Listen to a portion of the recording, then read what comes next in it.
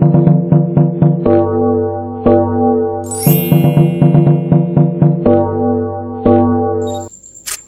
saudara terkasih, kembali lagi dengan saya Tommy Storus. Ya, terima kasih sudah menyaksikan video saya. Kali ini saya mau berbicara mengenai integritas. Dan saya ada melihat dalam Kejadian 39 ayat 1 sampai 23. Nanti kita akan baca mulai dari ayat 6 sampai ayat yang 9. Seorang anak muda yang berintegritas di situ. Nah, jadi saudara, saya akan berbicara tentang integritas anak muda ini, yaitu adalah Yusuf. Jadi saya melihat Yusuf memiliki integritas dalam dirinya. Ya, saudara, kalau kita melihat di sekarang ini, di masa-masa sekarang, sejak masa corona ini, ya kita tahu corona belum tahu sampai kapan, ya pemerintah sudah berusaha ya untuk mencegah, bahkan supaya menghilangkan bagaimana corona ini supaya tidak ada lagi. Dengan banyak hal mereka lakukan. Nah, namun dari semua itu saudara, banyak yang sudah sangat merasakan tekanan-tekanan hidup ini menjadi semakin berat. Nah, sehingga saya melihat beberapa orang, kalau kita melihat di media sosial, di berita-berita di televisi, banyak diberitakan di mana orang-orang yang sudah mulai goyah kehidupannya, mulai goyah kepribadiannya, dan ada yang di dalam keluarga yang bercerai, ada yang juga berselingkuh, dan juga dalam dunia pekerjaan ada yang korupsi, dan untuk bekerja juga harus sogok menyogok, ya bukan hanya sampai di situ saudara. Banyak juga orang yang kehidupannya sampai kepada masuk dalam kehidupan narkoba. Dan saudara, bukan hanya orang miskin saja yang mengalami hal itu, tapi orang kaya juga melewati dan mengalami seperti itu. Karena kita lihat di berita-berita itu, ya ada kalangan-kalangan orang kaya juga yang terjerumus dengan semua itu semua karena keadaan yang semakin sulit, sehingga menggoyahkan kehidupan setiap pribadi seseorang. Nah, sehingga saya mau belajar, kita juga mau belajar bagaimana seorang anak muda Yusuf yang berintegritas di dalam Alkitab, ya dalam firman Tuhan. Bagi orang Kristen, firman Tuhan itu ada terdapat di dalam Alkitab. Jadi semuanya kita akan belajar, yang saya juga akan sampaikan, dan mungkin saudara juga belajar di sini. Nah, jadi integritas itu sangat perlu ya dimiliki, supaya kita juga bisa kehidupan kita menjadi lebih baik dalam berintegritas. Nah, tujuan saya menyampaikan ini, ya kita bahas tentang Yusuf ini, kita supaya melihat pertama bagaimana integritas Yusuf, kemudian apa yang membuat Yusuf berintegritas. Nah, jadi yang ketiga adalah apa yang didapatkan Yusuf ketika dia hidup berintegritas. Saya ada mencatat saudara pengertian integritas. Integritas ini berasal dari bahasa Latin atau yang ditulis integer.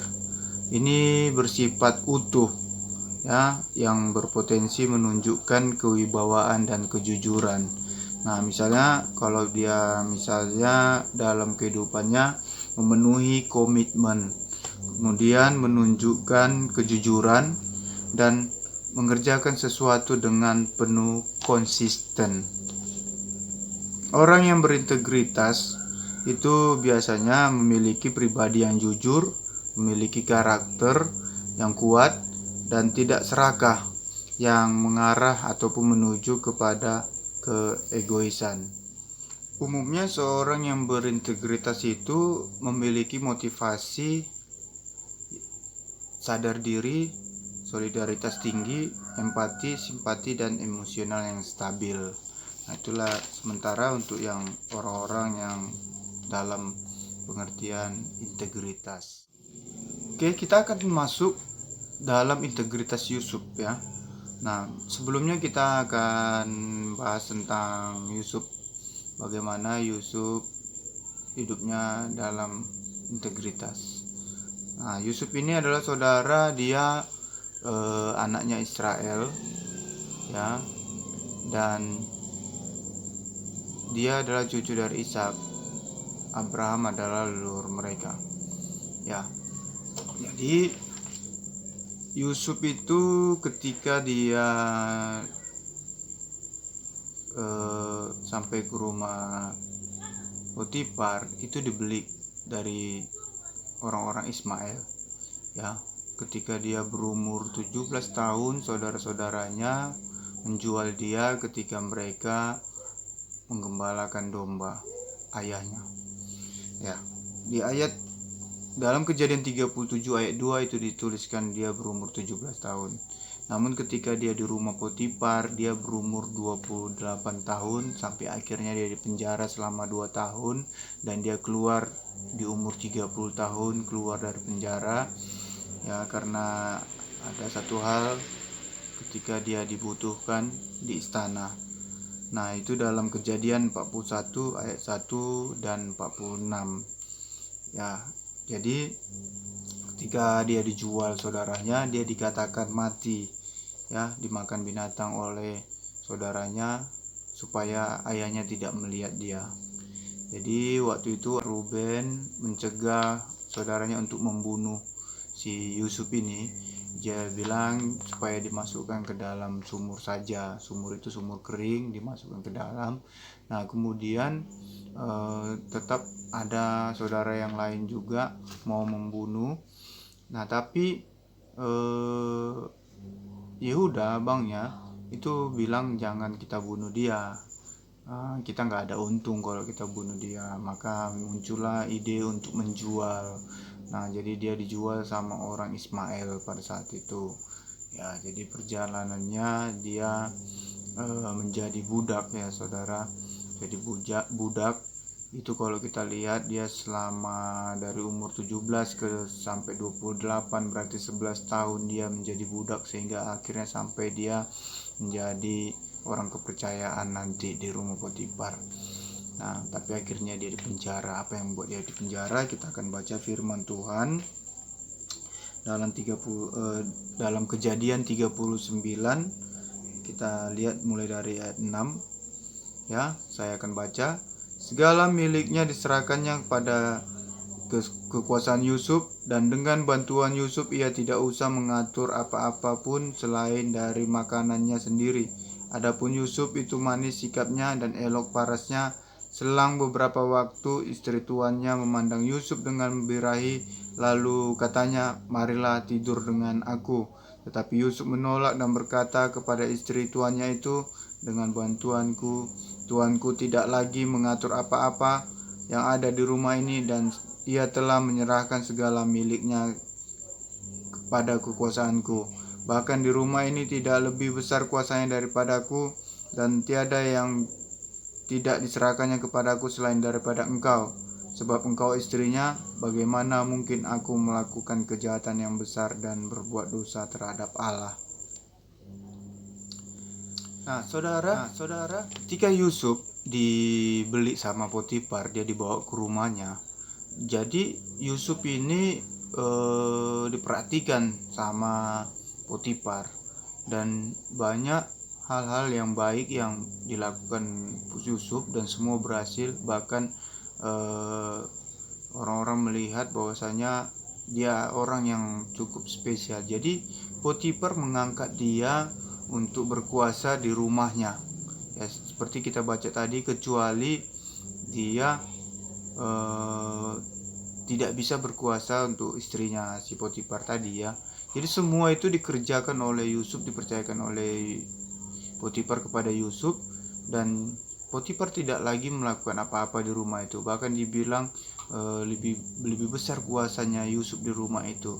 Tapi ada satu, kecuali istri Potifar, dia tidak berkuasa. Jadi saudara, ternyata ketika dia juga menjadi orang yang dipercayakan di rumah itu, istri Potifar pun melihat dia dan tertarik, saudara. Bahkan dibilang di situ dia birahi melihat Yusuf. Artinya birahi itu kalau misalnya dia itu udah konotasinya lebih ke hubungan suami istri.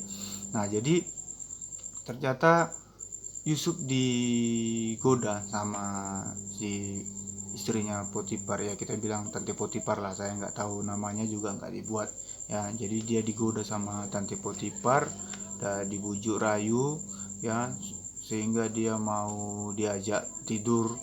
Nah, tapi Yusuf di situ saudara, dia tidak mau dengan godaan itu. Dia tahu batasan-batasan apa yang dia lakukan. Dia katakan tadi semua dia berkuasa kecuali istrinya. Nah, bagaimana aku harus melakukan kejahatan besar ini, harus berdosa di hadapan Tuhan, ya kan, harus berdosa kepada Tuhan. Nah, di situ kita melihat saudara bagaimana Yusuf ini punya pendirian yang tetap ya. Dia tidak mau tergoda. Apa yang membuat dia tidak mau tergoda? Kalau kita lihat perjalanan dia menjadi seorang yang kepercayaan sampai akhirnya dia digoda dan dia tidak tergoda, kita akan lihat di ayat mulai dari ayat 1. Adapun Yusuf telah dibawa ke Mesir, dan Potifar, seorang Mesir, pegawai istana Firaun, kepala pengawal raja, membeli dia dari tangan orang Ismail yang telah membawa dia ke situ.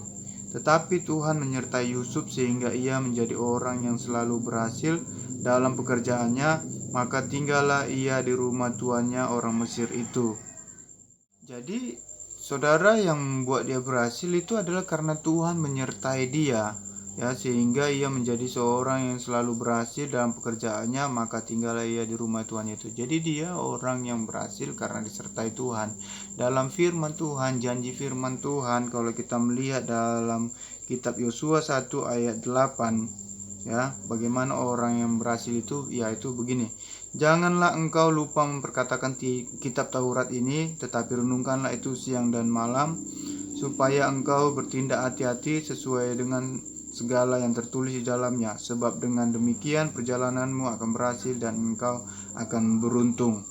Nah saudara, kita melihat dari sini bagaimana perjalanan orang yang berhasil dan beruntung menurut janji Tuhan. Jadi janji Tuhan itu digenapi kepada Yusuf ketika Yusuf disertai Tuhan, karena dia melakukan itu pastinya, merenungkan firman Tuhan siang dan malam. Dia mengingat firman Tuhan itu dan melakukannya, dan berhati-hati untuk melakukan semuanya.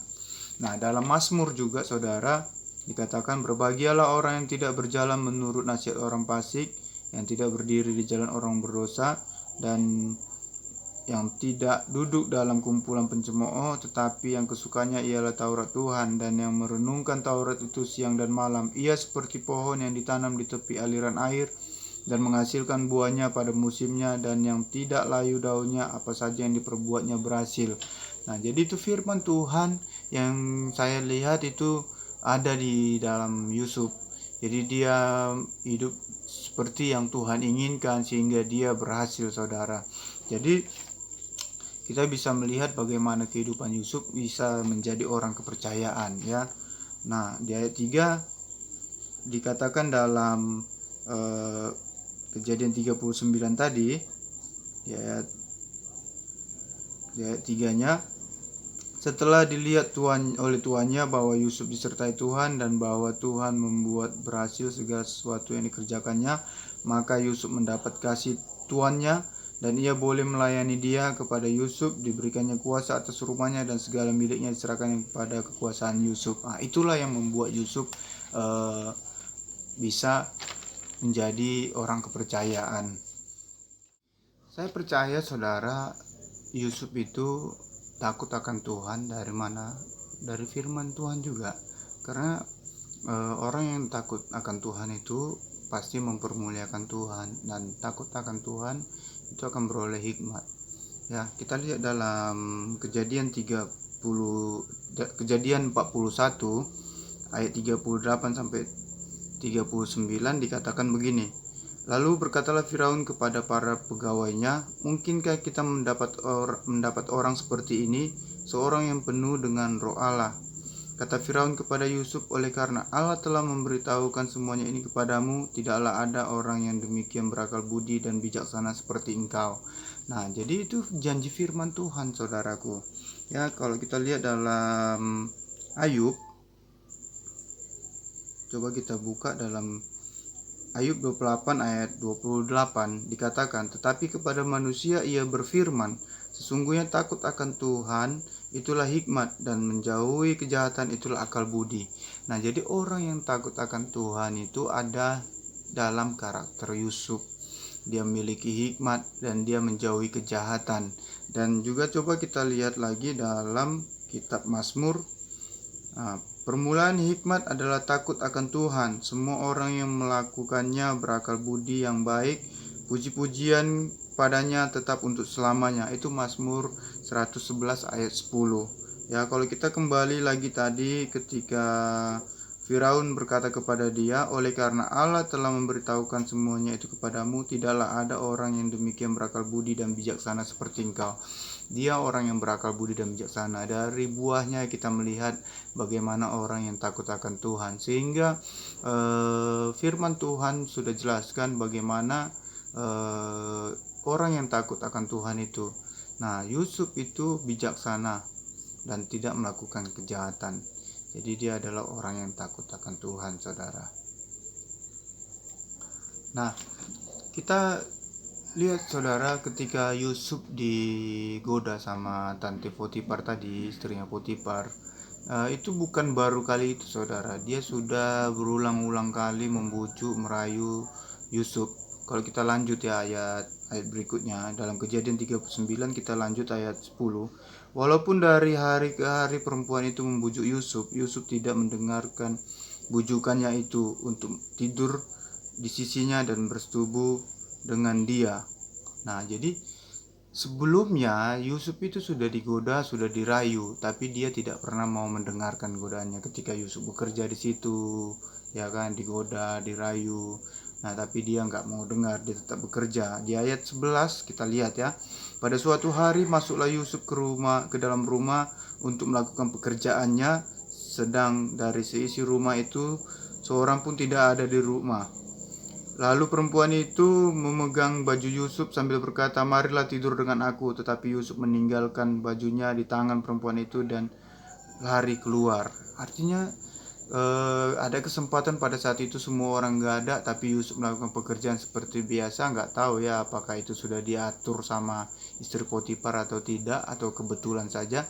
Tetapi kembali pada saat itu istri Potifar merayu Yusuf dan memegang bajunya. Bagaimana coba bayangkan Yusuf sampai melepaskan bajunya di tangan istri Potifar. Artinya dia sudah menggenggam kuat baju itu dengan keinginan yang sangat kuat untuk bisa tidur bersama si Yusuf. Tapi Yusuf meninggalkan bajunya di lengannya. Kita lanjut lagi.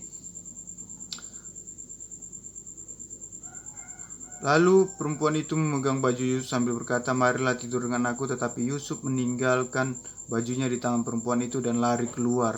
Ketika dilihat perempuan itu bahwa Yusuf meninggalkan bajunya dalam tangannya dan telah lari keluar, dipanggilnyalah seisi rumah itu. Lalu katanya kepada mereka, lihat bahwa di bawahnya kemari seorang Ibrani, supaya orang ini dapat mempermainkan kita. Orang ini mendekati aku untuk tidur dengan aku, tetapi aku berteriak-teriak dengan suara keras, dan ketika didengarnya bahwa aku berteriak sekeras-kerasnya, ditinggalkannya lah bajunya padaku.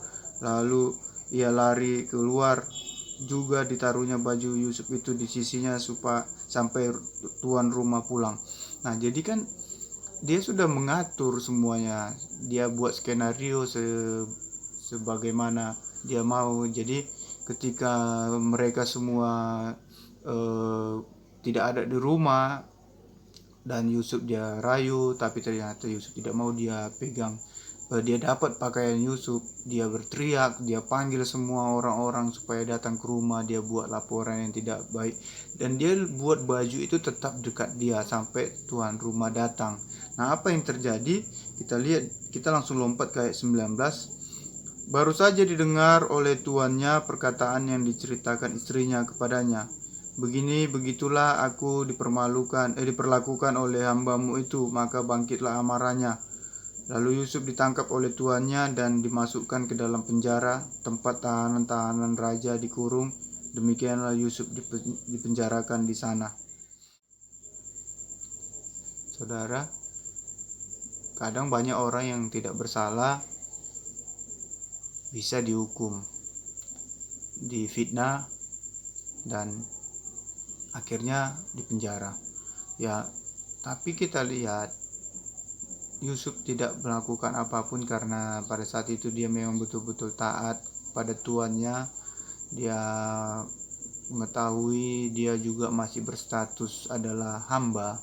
Artinya hamba itu tidak punya lagi keinginan apapun untuk dirinya, kecuali apa yang dia lakukan adalah itu karena seizin tuannya. Maka untuk meniduri istri Potifar dia tidak dapat izin dari suaminya, dari Potifar sendiri, maka hal itu tidak dilakukan Yusuf, sehingga dia dituduh untuk mempermalukan, untuk mempermainkan, tapi tidak, dan tuannya memerintahkan untuk dia dipenjara. Ya dia mau saja karena dia adalah hamba, saudara. Itulah hatinya adalah hati seorang hamba ya. Jadi dia tidak lagi memiliki hidup hanya untuk keinginannya sendiri, tapi hidupnya ya memang sepenuhnya untuk keinginan tuannya. Nah, apa yang kita lihat ketika Yusuf dipenjara? Apakah dia mendapatkan hukuman yang bagaimana, atau apa dia dapat penyiksaan atau apa? Coba kita lihat di ayat berikutnya. Nah, ayat 21, tetapi Tuhan menyertai Yusuf dan melimpahkan kasih setianya kepadanya dan membuat Yusuf kesayangan bagi kepala penjara itu. Sebab itu kepala penjara mempercayakan semua tahanan dalam penjara itu kepada Yusuf, dan segala pekerjaan yang harus dilakukan di situ dialah yang mengurusnya. Dan kepala penjara tidak mencampuri segala yang dipercayakannya kepada Yusuf, karena Tuhan menyertai dia dan apa yang dikerjakannya dibuat Tuhan berhasil. Nah, saudara, karena memang Yusuf orang yang takut akan Tuhan, akhirnya Tuhan juga tetap menyertai dia, bahkan melimpahkan kasih-Nya kepada Yusuf. Sangat bahagia saudara kita melihat hal ini. Di penjara pun dia menjadi orang kepercayaan. Dia memimpin di situ, dia melakukan semua kepercayaan dari kepala penjara untuk dia lakukan di dalam penjara. Nah, saya ada mencatat kesimpulan saudara mengenai Yusuf ini. Pertama, Yusuf itu mengetahui apa yang menjadi haknya. Jadi pertama itu Yusuf dalam integritas, dia mengetahui apa yang harus dia lakukan dan tahu melakukan kewajiban, dan dia tahu yang menjadi hak pribadi dia. Dia katakan kecuali kamu sebagai istrinya, dia tidak berkuasa atas itu. Di ayat 6 ya tadi dikatakan. Dan kedua, Yusuf bertanggung jawab. Jadi Yusuf bertanggung jawab atas apa yang Tuhannya percayakan kepada dia. Tuhannya mempercayakan dia untuk menjadi orang yang berkuasa di rumah itu, tapi ada batasan-batasan. Dia bertanggung jawab dengan tugas yang diberikan. Kemudian Yusuf teguh dalam kepribadian. Nah, dia tahu istri Potifar itu bukan menjadi miliknya, kepribadiannya dia teguh. Dia tahu bahwasanya itu tidak harus dia memiliki. Dia seharusnya dia menjaga istrinya tuannya itu. Kemudian nah itu tadi di ayat 9 ya. Dan kemudian keempat, Yusuf takut akan Tuhan, ayat 9b tadi ya, bukan takut kepada Potifar ataupun Firaun. Jadi Yusuf tidak mau menikmati istri Potifar itu karena dia takut akan Tuhan, dia tidak mau berdosa di hadapan Tuhan, saudara. Nah, nanti kita akan lanjutkan integritas Yusuf di part yang kedua, bagaimana Yusuf nanti dalam kehidupannya di penjara dan bagaimana perjalanan dia sampai ke tangan para pemimpin-pemimpin di Mesir. Terima kasih, sampai ketemu di lain waktu.